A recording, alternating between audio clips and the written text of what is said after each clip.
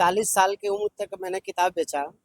और ऐसा कोई नहीं है कि जो कि 30 साल में जो भी नौकरी होगा, जो एसडीएम हो, डीएसपी हो, चाहे एसपी हो, हमको नहीं जानता होगा। मैंने हर कोई से इस बात को बोला, मेरा दिन तो कट जाएगा 4 रुपया कमा कर, मगर स्टूडेंट के हित में कम से कम किताब जगह पर, अच्छी जगह पर बिके, व्यवस्था हो। मैंने नगर निगम को, प्रशासन को, सबको लेटर दिया कि सर कुछ मेरे लिए किया जाए। मेरे लिए नहीं, स्टूडेंट के हित का ही सवाल है। मेरा तो पालन हो जाएगा फुटपाथ पर, मगर आने वाले जनरेशन में दिक्कत होगी। हम लोग तो इन लोगों को हमेशा, अगर जो हमारा किसी का सिलेक्शन हो गया, क्वालिफाई कर गए, तो इन लोगों को याद ही रखते हैं। हम लोग दुआ करते हैं कि भैया के यहाँ से किताब लिए थे, पढ़े थे, फिर दोबारा गए थे, दोबारा किताब लिए थे, कुछ घट गया था, फिर पढ़े थे तो पास हुए थे।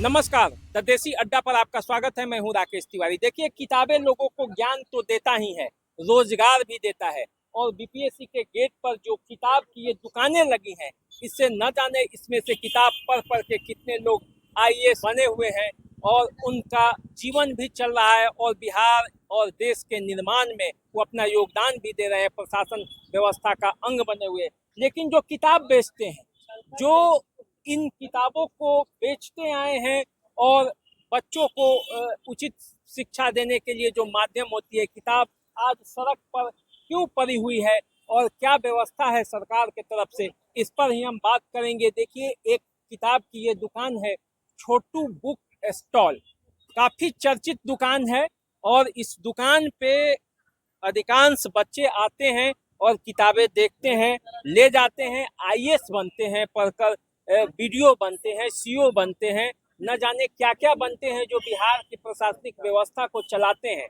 और वही फिर जब आईएएस बीपीएससी पास करके चले जाते हैं तो भूल जाते हैं इन किताब वालों का दर्द कि आखिर कैसे सड़क पर ये अपनी किताब की दुकानें चलाते हैं। इनसे पूछते हैं कि इनके दिल में क्या दर्द। अब इसको कैसे बयां किया जाए सर, ये तो दर्द आपको सामने नजर आ रहा है। 40 साल की उम्र तक मैंने किताब बेचा। और ऐसा कोई नहीं है कि जो कि 30 साल में जो भी नौकरी होगा, जो एसडीएम हो, डीएसपी हो, चाहे एसपी हो, हमको नहीं जानता होगा।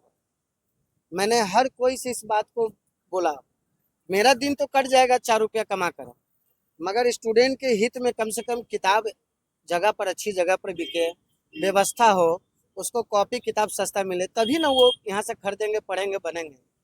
अब यहाँ से बच्चे जब पटना कॉलेज जाएंगे तो उनको जाने में 1 घंटा, आने में 1 घंटा, 50 रुपये एक्स्ट्रा भाड़ा खर्च है। तो मैंने स्टूडेंट के हित में यह दुकान खोला। माननीय श्री पूर्व बिहार के चेयरमैन अतुल प्रसाद जी, वो लोग कहें कि किताब नहीं बेचना है, तो दारू तो नहीं बेच रहे हैं, किताब ही बेच रहे हैं। वो भी कहीं से पढ़ के आए होंगे, आज स्टूडेंट के हित में काम कर रहे हैं, वो भी नहीं सरकार सुन रही है। मैंने नगर निगम को, प्रशासन को, सबको लेटर दिया कि सर कुछ मेरे लिए किया जाए। मेरे लिए नहीं, स्टूडेंट के हित का ही सवाल है। मेरा तो पालन हो जाएगा फुटपाथ पर, मगर आने वाले जनरेशन में दिक्कत होगी। कहते हैं कि शोरूम में जूते बिकते हैं और किताब जो है वो सड़कों पर आ गई है। वो किताब जिसको पढ़कर छात्र अपनी ज्ञान भी बढ़ाते हैं और किसी भी देश के आगे बढ़ने में जो ज्ञान है वो जरूरी होता है। इस पर क्या कहेंगे आप? बात तो सही बोले कि किताब बिक रही है फुटपाथ पे, जूता बिक रही है शोरूम में, ये बहुत दुर्भाग्य है।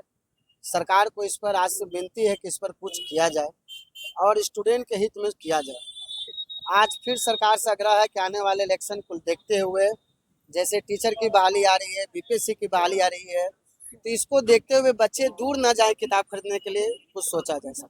देखिए, कुछ छात्रों से भी बात करते हैं जो किताबें खरीद रहे हैं। क्या आपको क्या लगता है, कहाँ होना चाहिए किताब का दुकान और उसके लिए सरकार को क्या करना चाहिए? किताब का दुकान कहीं भी हो, उससे फर्क नहीं पड़ता, बस किताब उपलब्ध हो, मिल जाए स्टूडेंट को पढ़ने के लिए। और हम लोग तो इन लोगों को हमेशा, अगर जो हमारा किसी का सिलेक्शन हो गया, क्वालिफाई कर गए, तो इन लोगों को याद ही रखते हैं। हम लोग दुआ करते हैं कि भैया के यहाँ से किताब लिए थे, पढ़े थे, फिर दोबारा गए थे, दोबारा किताब लिए थे, कुछ घट गया था, फिर पढ़े थे तो पास हुए थे। तो इनका शुक्रिया अदा ही करते हैं हम लोग। जब सिलेक्शन हो जाता है या नहीं भी होता तो किताबों से ज्ञान तो मिलता ही है। बताइए, क्या कहेंगे आप? मैं यही कहना चाहूँगा कि हम लोग इतना दिन से तैयारी कर रहे हैं और बीपीएससी का जो रूल है वो ट्रांसपेरेंट होना चाहिए। हर बार कभी कुछ नियम बदलते रहते हैं। हम लोग यहाँ बरसों से किताब ले रहे हैं। अगर तुलना किया जाए छोटू भैया का और सरकार से, तो मैं इनको बेटर समझूंगा इस स्तर पे। ये किताब देने के साथ साथ हमें अच्छे गाइडलाइन देते हैं, मेंटली प्रिपेयर करते हैं कि थक के मत हारो, कोशिश करते रहो। सरकार का ये रूल है, हम लोग तो चाह के भी नहीं बदल सकते हैं जब तक वो ना चाहे। तो उस हिसाब से सरकार हमें समझिए कि नियम बदल कर टॉर्चर कर रही है, मेंटली हरासमेंट हो रहा है, बच्चे थक जा रहे हैं, पढ़ रहे हैं, नहीं हो पा रहा है थोड़ा थोड़ा के लिए, तो फिर से शुरू से तैयारी करना पड़ता है। लेकिन फिर भी हम लोग हिम्मत रखे हैं, और लेकिन ये हमें अच्छा सपोर्ट करते हैं। तो ये दुकान एक अच्छे जगह पर, एक अच्छे दुकान पे होना चाहिए, ताकि बरसात में आते हैं तो दुकान बंद मिलता है, समय पर हमको किताब नहीं मिल पाता है, दुकान बंद पड़े भी कभी कभी मिला है। तो व्यवस्था यहाँ अच्छा होना चाहिए। सोचना चाहिए कि बच्चे ही देश के भविष्य हैं, किताब से जुड़ाव होना हम लोग का समझिए एक बना हुआ है शुरू से ही।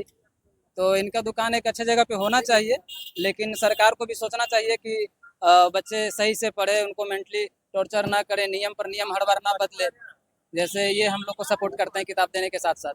देखिए, तो किताब के दुकानों पर जो बच्चे हैं वो बीपीएससी की तैयारी करने ही वाले ही हैं अधिकांश, और यहाँ बीपीएससी की किताब जो है वो आप देख सकते हैं। कैमरामैन से बोलेंगे कि दिखाइए पूरा किताबों को, किस तरह से किताब सजाया हुआ है। और ये सिर्फ किताब नहीं सजाया हुआ है, बल्कि किसी के सपने सजाए हुए हैं, क्योंकि इन्हीं किताबों को पढ़कर किसी का सपना पूरा होता है, बीपीएससी बनने का सपना पूरा होता है, आईएएस बनने का सपना पूरा होता है।